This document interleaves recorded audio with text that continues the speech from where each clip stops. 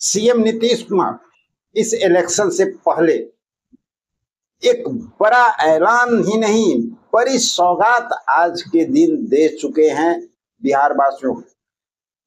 जितने भी श्रमिक हैं उनको एक बहुत बड़ा सौगात मिल चुका है। तो साथियों बताएंगे वो क्या सौगात है। इसके साथ जो महत्वपूर्ण जानकारी निकल करके सामने आ रही है उस पर भी हम लोग चर्चा करेंगे। बहुत ही महत्वपूर्ण और खास न्यूज आज आप लोग के लिए है।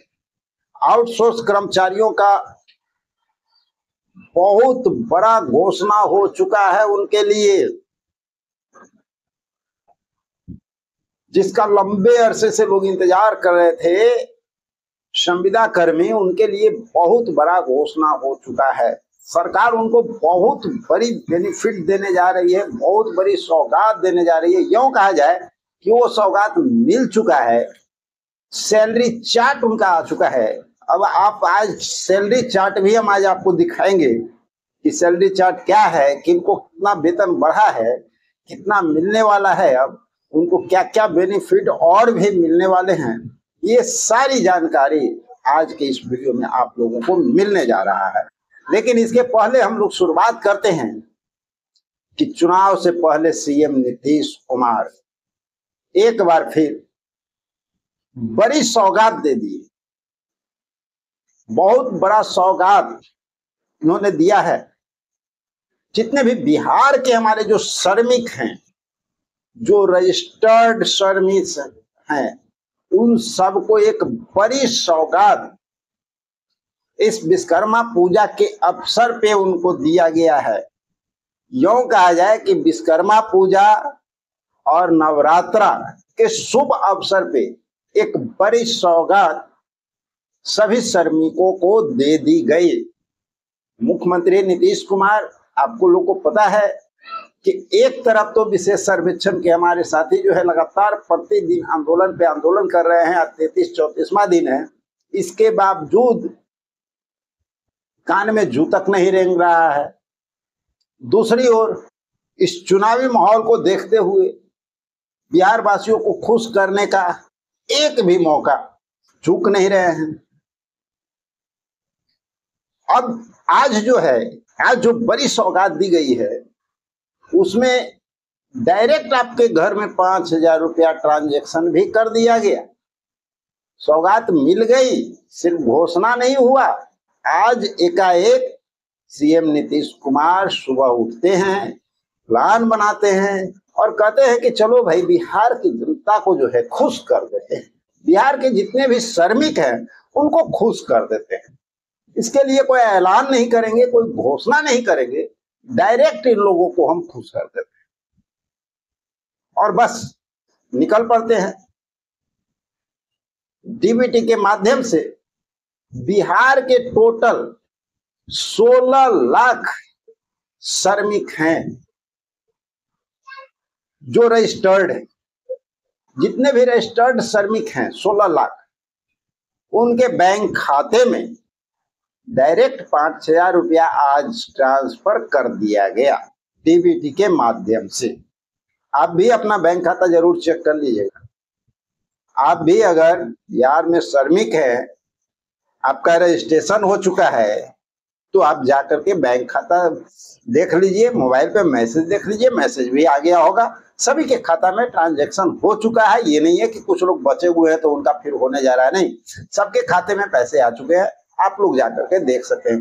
ये बहुत बड़ा सौगात बिहार सरकार की ओर से बिहार के जनता के लिए, बिहार के श्रमिकों के लिए है कि दशहरा के मौके पर, विश्वकर्मा पूजा के मौके पे आप लोगों को एक बड़ी सौगात दी गई है।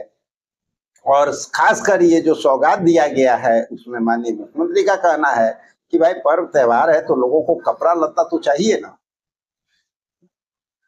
परिवार के साथ कपड़ा लत्ता चाहिए। तो चलिए 5,000 रुपया आपके खाते में आ गया है। एक वस्त्र योजना के तहत इसको जो है आप लोगों के लिए डाला गया है कि आप जिस त्योहार की बात कर रहे हैं, नवरात्रा हो गया, दीपावली हो गया, तो इसमें जो है अपने पूरे परिवार के कपड़े लत्ते भी ले सकते हैं, वस्त्र उसके खरीद सकते हैं।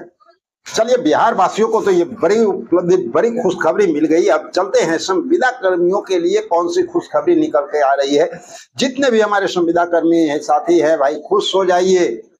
खासकर जो हमारे उत्तर प्रदेश के संविदा कर्मी हैं वो खुश हो जाइए। 5 लाख संविदा कर्मियों को ये बेनिफिट मिलने जा रहा है यूपी के, और इसकी बहुत बड़ी घोषणा जो है हो चुकी है। जैसा कि आप लोगों को पता है कि चंद दिन पहले योगी आदित्यनाथ ने ये बात कहा था कि आउटसोर्स कर्मियों के साथ शोषण बर्दाश्त नहीं किया जाएगा, और इनके लिए एक सेवा आयोग का गठन किया गया था।